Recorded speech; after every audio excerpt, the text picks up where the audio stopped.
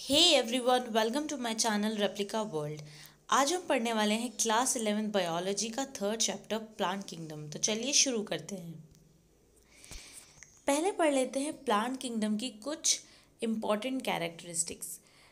Kingdom Plantae के जो members होते हैं वो मल्टी सेलुलर होते हैं, यूकैरियोट्स होते हैं। पर कुछ एक्सेप्शंस भी होते हैं, जैसे कि unicellular colonial members of green and red algae. इसके जो सेल्स होते हैं वो सराउंडेड होते हैं बाय सेल वॉल। ये फोटोसिंथेटिक पिगमेंट कंटेन करते हैं प्लास्टिड के अंदर, यानी कि इनके फोटोसिंथेटिक पिगमेंट्स प्लास्टिड के अंदर होते हैं। प्रिंसिपल मोड ऑफ न्यूट्रिशन होता है फोटोसिंथेसिस।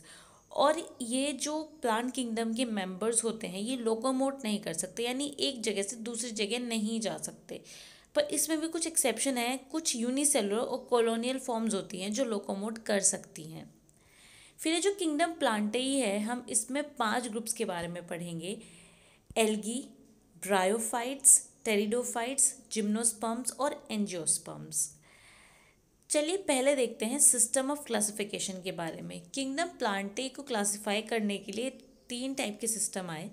पहला सिस्टम आया आर्टिफिशियल सिस्टम, जिसमें मॉर्फोलॉजिकल कैरेक्टर्स के बेसिस पर प्लांट को क्लासिफाई किया गया था, जैसे कि हैबिटेट, कलर, लीव्स की शेप, ये दिया था लीनियस ने। फिर आया नेचुरल सिस्टम, जिसमें मॉर्फोलॉजिकल कैरेक्टर्स के साथ साथ में इंटरनल फीचर्स को भी ध्यान में रखा गया, जैसे कि अल्ट्रा स्ट्रक्चर, एनाटॉमी, एम्ब्रियोलॉजी, इन सबको भी ध्यान में रखा गया।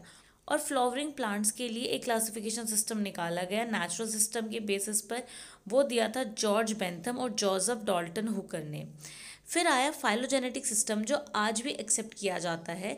ये बेस था इवोल्यूशनरी रिलेशनशिप के ऊपर, यानी कि जो ऑर्गेनिज्म सेम टेक्सा में आएंगे उनका एंसेस्टर कॉमन होगा।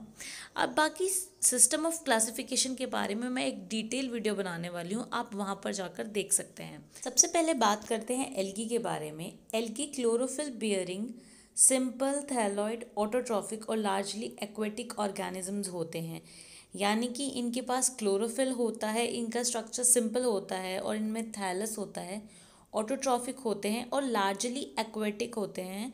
और एक्वेटिक में भी ये फ्रेश वाटर में भी पाए जा सकते हैं और मरीन वाटर में भी पाए जा सकते हैं। अगर हम बात करें हैबिटेट की, तो जैसे मैंने आपको बताया कि लार्जली एक्वेटिक होते हैं, मोस्टली एल्गी जो हैं वो एक्वेटिक होती हैं। पर कुछ एल्गी मॉइस्ट स्टोन्स पे भी पाई जाती हैं, सॉइल्स में भी पाई जाती हैं और वुड के ऊपर भी पाई जाती हैं। कुछ एल्गी होती हैं जो फंगस के साथ एसोसिएशन में रहती है और इसी एसोसिएशन को लाइकेन बोलते हैं। कुछ एल्गी एनिमल्स के ऊपर भी रहती हैं, जैसे कि स्लोथ बियर के ऊपर। एल्गी फॉर्म और साइज में बहुत ज़्यादा वेरिएबल होती है। एल्गी के कुछ ऑर्गेनिजम्स कॉलोनियल भी होते हैं, जैसे कि वॉल्वॉक्स। फिलामेंटस भी होते हैं, जैसे कि यूलोथ्रिक्स और स्पायरोगायरा। कॉलोनियल का मतलब होता है कि कॉलोनी की फॉर्म में रहते हैं, सिंगल नहीं रहते, एक दूसरे के साथ ग्रुप में रहते हैं, तो ऐसे ऑर्गेनिज्म हैं वॉल्वॉक्स। फिर यूलोथ्रिक्स और स्पायरोगायरा की बात करें तो वो अकेले रहते हैं, फिलामेंटस होते हैं। नाइन फॉर्म्स होती हैं, जैसे कि कैल्प्स, जो एक साथ क्या करती हैं, मैसिव प्लांट बॉडीज बना लेती हैं। बात करें अगर रिप्रोडक्शन की, तो रिप्रोडक्शन 3 टाइप से हो सकता है एल्गी में। पहला है वेजिटेटिव रिप्रोडक्शन, फिर आता है asexual reproduction and then sexual methods. Vegetative reproduction fragmentation से होता है और हर एक फ्रेगमेंट डेवलप हो जाती है एक नए थैलस में, क्योंकि मैंने आपको बताया था कि एल्गी के पास थैलस होता है, तो थैलस का मतलब है एल्गी। तो यानी कि जितने फ्रेगमेंट्स हो जाएंगे उतने नए थैलस बन जाएंगे, यानी कि उतने नए एल्गी बन जाएंगे। असेक्सुअल रिप्रोडक्शन की बात करें तो असेक्सुअल रिप्रोडक्शन होता है by production of different types of spores. तो अलग अलग टाइप के असेक्सुअल स्पोर्स बनते हैं और उनसे असेक्सुअल रिप्रोडक्शन होता है। सबसे कॉमन स्पोर है जू स्पोर्स, जो कि मोटाइल होते हैं। अब जू शब्द का मतलब ही यही है कि वो मोटाइल होते हैं। तो जहाँ पे भी किसी भी स्पोर में अगर जू आ जाए तो मतलब ये कि वो मोटाइल हैं। तो ये फ्लैजिलेटेड होते हैं, मोटाइल होते हैं और ये जर्मिनेशन पे एक नई एल्गी को जन्म देते हैं। फिर बात करते हैं हम सेक्सुअल रिप्रोडक्शन की, तो ये होता है फ्यूजन ऑफ 2 गैमेट्स से, ये तो हमें बात पता ही है। अब ये भी 3 तरीके से हो सकता है। पहला तरीका है आइसोगैमस, यानी कि यहाँ पर जो गैमेट्स होंगे वो फ्लैजिलेटेड भी हो सकते हैं या नॉन फ्लैजिलेटेड भी हो सकते हैं, पर सिमिलर होंगे साइज में। तो जो गैमेट्स सिमिलर होंगे साइज में वो होंगे आइसोगैमस। फिर नेक्स्ट आता है anisogamous, fusion of two gametes dissimilar in size. अब ये जो गैमेट्स होंगे ये डिसिमिलर होंगे साइज में। इसका एग्जाम्पल है यूडोरिना। ये जो ऑर्गेनिज्म है इसमें एनिसोगैमी होती है। और आइसोगैमस के एग्जाम्पल है यूलोथ्रिक्स और स्पायरोगायरा। फिर आता है oogamous। oogamous में फ्यूजन होता है एक large non motile female gamete का एक स्मॉल मोटाइल मेल गैमेट के साथ में। यानी कि फीमेल गैमेट जो होगा oogamous में वो लार्ज होगा, नॉन मोटाइल होगा, और जो मेल गैमेट होगा वो स्मॉल होगा और मोटाइल होगा। तो oogamous के एग्जाम्पल हैं वॉल्वॉक्स और फ्यूकस। एल्गी बहुत ही यूजफुल होती है कमर्शियली भी। हमारी अर्थ पर जितना भी कार्बन डाइऑक्साइड है उसका आधा एल्गी फिक्स करती हैं फोटोसिंथेसिस करके। दूसरी चीज़ ये पोरफायरा, लेमिनेरिया और सार्गासम जो हैं वो फूड की तरह यूज़ होते हैं। तीसरी चीज़ ये कि कुछ ब्राउन और रेड एल्गी होती हैं जो हाइड्रोकोलॉइड्स बनाती हैं, जो कि वाटर होल्डिंग सब्सटेंस होता है, तो इसको भी यूज़ किया जाता है। एल्गिन जो कि एक ब्राउन एल्गी है और कैरागिन जो कि एक रेड एल्गी है, उसको भी कमर्शियली यूज़ किया जाता है। और एक बहुत ही इम्पॉर्टेंट पॉइंट जो हम सबको ही पता है कि जो अगार होता है, जो माइक्रो ऑर्गेनिजम्स को ग्रो करने के लिए यूज़ किया जाता है, वो भी एक कमर्शियल प्रोडक्ट है जो कहाँ से मिलता है, गैलीडियम और ग्रेसिलेरिया से मिलता है, जो कि एक एल्गी है। और क्लोरेला एक यूनिसेलुलर एल्गी है जो कि प्रोटीन में बहुत ज़्यादा रिच है, तो इसलिए इसको फूड सप्लीमेंट की तरह भी यूज़ करता है ऐसी जगहों पे जहाँ पर हम ज़्यादा सब्सटेंस नहीं ले जा सकते फूड के लिए, तो इसलिए हम इसको यूज़ करते हैं क्योंकि ये प्रोटीन रिच होता है। जैसे कि स्पेस ट्रैवलर्स इसको यूज़ करते हैं। फिर आती है क्लासिफिकेशन की बात। तो जो एल्गी है उसको 3 क्लासेस में क्लासिफाई किया गया है। पहली क्लास आती है Chlorophyceae, then Phaeophyceae, then Rhodophyceae. सबसे पहले पढ़ते हैं क्लोरोफाइसी के बारे में। क्लोरोफाइसी को कॉमनली ग्रीन एल्गी भी बोला जाता है। ये यूनिसेलुलर होती हैं, कॉलोनियल और फिलामेंटस दोनों में से कुछ भी हो सकती हैं। ये यूजुअली ग्रीन इसलिए होती हैं क्योंकि इनमें जो पिगमेंट होता है ना, क्लोरोफिल ए और क्लोरोफिल बी, उनकी वजह से ये ग्रीन दिखती हैं। इनका जो पिगमेंट होता है वो क्लोरोप्लास्ट में होता है, यानी इनके पास एक डेफिनेट क्लोरोप्लास्ट होता है। ये जो क्लोरोप्लास्ट होता है इनका, ये डिस्कॉइड भी हो सकता है शेप में, प्लेट जैसा भी हो सकता है, रेटिकुलेट हो सकता है, कप शेप्ड हो सकता है, स्पाइरल या रिबन शेप भी हो सकता है डिफरेंट स्पीशीज़ में। यानी कि स्पीशीज़ टू स्पीशीज़ डिपेंड करता है कि क्लोरोप्लास्ट की शेप क्या होगी, पर क्लोरोप्लास्ट होगा ज़रूर क्लोरोफाइसी में। बहुत सारे इसके मेंबर्स होते हैं जिनके पास स्टोरेज बॉडीज़ होती हैं, जिनको पायरिनॉइड्स बोलते हैं क्लोरोप्लास्ट में। ठीक है, और ये जो पायरिनॉइड्स होते हैं ये प्रोटीन रिच होते हैं, यानी इनमें प्रोटीन होता है और साथ साथ में स्टार्च भी होता है।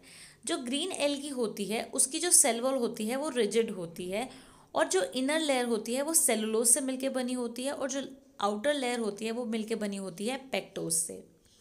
फिर अगर हम बात करें रिप्रोडक्शन की, तो जो क्लोरोफाइसी है उसमें तीनों तरह के रिप्रोडक्शन होते हैं, वेजिटेटिव, असेक्सुअल और सेक्सुअल।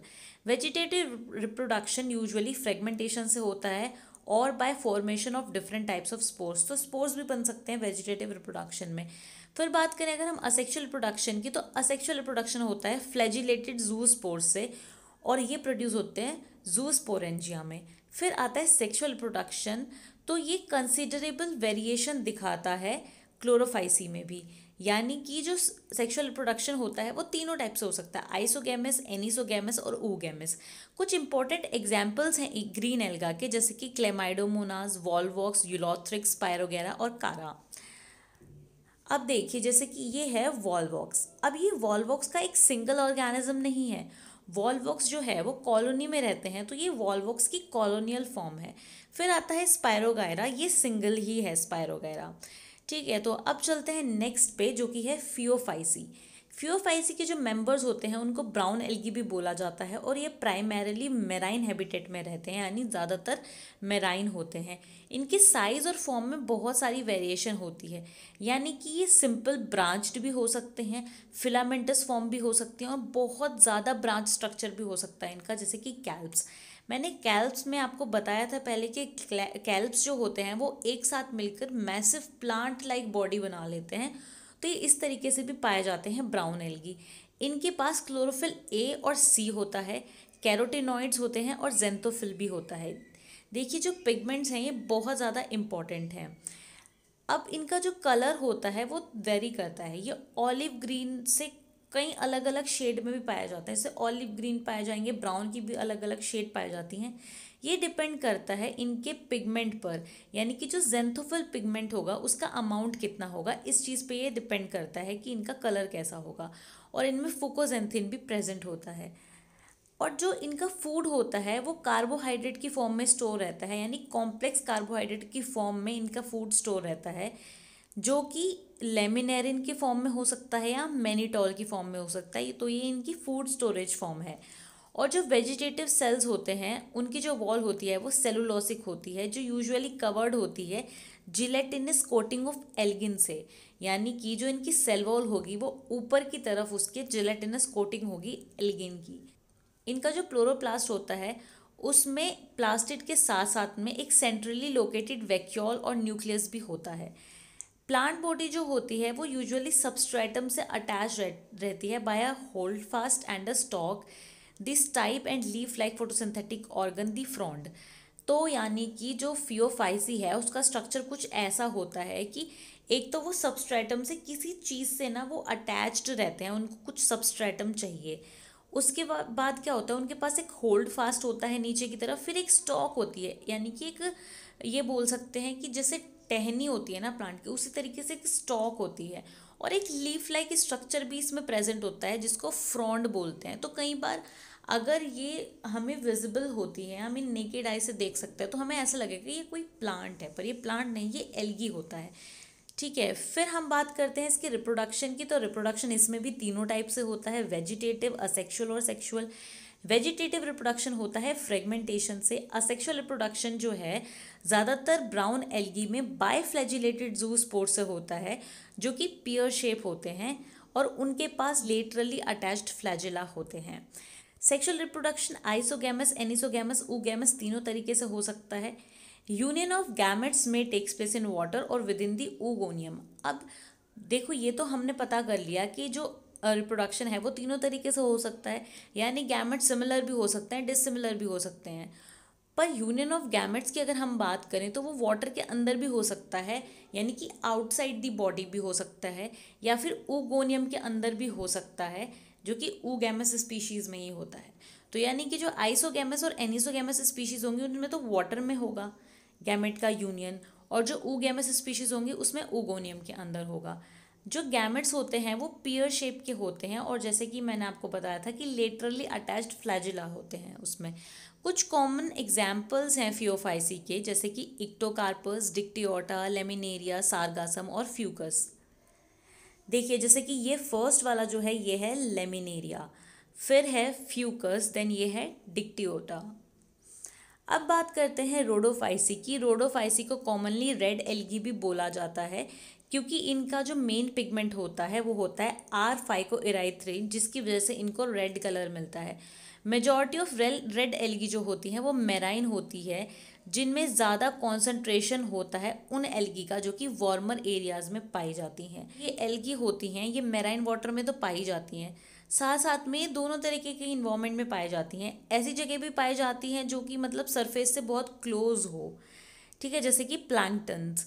और हो सकता है कि ये डीप ओशंस में भी पाए जाएं, बहुत ग्रेट डेप्थ में, जहाँ पे लाइट भी बहुत कम पहुँचती है। जो रेड थैलाई होता है एल्गी का वो मोस्टली मल्टी सेलुलर होता है।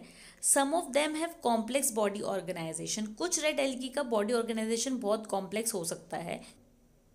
जो इनका फूड है वो फ्लोराइडियन स्टार्च की फॉर्म में स्टोर होता है, which is very similar to amylopectin and glycogen in structure. Floridean starch है, उसका स्ट्रक्चर अमाइलोपेक्टिन और ग्लाइकोजन जैसा होता है। अगर अब हम बात करें इनके रिप्रोडक्शन की, तो रेड एल्गी रिप्रोड्यूस करते हैं usually vegetatively by fragmentation. They reproduce asexually bye non motile spores and sexually bye non motile gametes. Asexually reproduce करते हैं नॉन मोटाइल स्पोर्स से, यानी स्पोर्स एक जगह से दूसरी जगह नहीं जा सकते, नॉन मोटाइल हैं। और सेक्सुअली भी जो गैमेट्स होते हैं वो नॉन मोटाइल ही होते हैं। सेक्सुअल रिप्रोडक्शन oogamous होता है and accompanied by complex post fertilization development. Sexual reproduction oogamous होगा, साथ साथ में जो पोस्ट फर्टिलाइजेशन यानी फर्टिलाइजेशन के बाद, यूनियन ऑफ गैमेट्स के बाद जो आगे डेवलपमेंट्स होंगे वो कॉम्प्लेक्स होंगे। कॉमन मेंबर्स होते हैं पॉलीसिफोनिया, पॉरीफेरा, ग्रेसिलेरिया और गैलीडियम। अभी देखिए जैसे कि रेड एल्गी है, पॉलीसिफोनिया है, तो ये इस तरीके से दिखते हैं। अब कुछ इंपॉर्टेंट चीज़ें हम जान लेते हैं इन तीनों क्लासेस के बारे में एक साथ में, जैसे कि इनका कॉमन नाम क्या है, मेजर पिगमेंट क्या है, stored food, cell wall, flagellar number, position of insertions और हैबिटेट। सबसे पहले बात करते हैं क्लोरोफाइसी की, यानी कि ग्रीन एल्गी की। इसका कॉमन नाम है ग्रीन एल्गी। मेजर पिगमेंट है क्लोरोफिल ए और बी। स्टोर्ड फूड है स्टार्च। सेल वॉल सेलुलोसिक है। फ्लैजिला नंबर और पोजीशन ऑफ इंसर्शन, फ्लैजिला 2 से 8 हो सकते हैं और पोजीशन ऑफ इंसर्शन एपिकल है। हैबिटेट की बात करें तो फ्रेश वाटर, ब्रैकिश वाटर और सॉल्ट वाटर तीनों जगह ये पाए जाते हैं। फियोफाइसी को कॉमनली ब्राउन एल्गी बोला जाता है। क्लोरोफिल ए और सी होते हैं और फुकोजेंथिन इनका मेन पिगमेंट होता है। जो फूड स्टोरेज है वो है मैनिटोल और लेमिनेरिन। सेल वॉल की बात करें तो सेलुलोस है या फिर एल्गिन भी है, यानी मैंने आपको बताया था कि एल्गिन की कवरिंग होती है उसके ऊपर। फ्लैजिला 2 हो सकते हैं और अनइक्वल होते हैं, और जो पोजीशन ऑफ इंसर्शन है वो लेटरल होती है। हैबिटेट फ्रेश वाटर में भी पाए जा सकते हैं, ब्रैकिश में भी पाए जा सकते हैं, सॉल्ट वाटर में भी पाए जा सकते हैं। रोडोफाइसी की बात करें तो ये रेड एल्गी होती हैं। क्लोरोफिल ए और डी इनका मेन पिगमेंट होता है, साथ साथ में इनके पास फाइकोइराइथिन भी होता है। स्टोर्ड फूड होता है floridean starch. Cell wall cellulose, pectin और पॉलीसल्फेट एस्टर से भी मिलकर बना होता है। फ्लैजिला एब्सेंट होता है। हैबिटेट फ्रेश वाटर भी हो सकता है, ब्रैकिश वाटर भी हो सकता है और सॉल्ट वाटर भी हो सकता है। तो आज की इस वीडियो में सिर्फ इतना ही। आई होप कि आपको ये बहुत अच्छे से समझ में आया हो। बाकी के जो ग्रुप्स हैं हम वो नेक्स्ट वीडियोस में करेंगे। अगर आपको ये वीडियो अच्छी लगी हो, इस वीडियो को लाइक करें, शेयर करें और मेरे चैनल को सब्सक्राइब करें।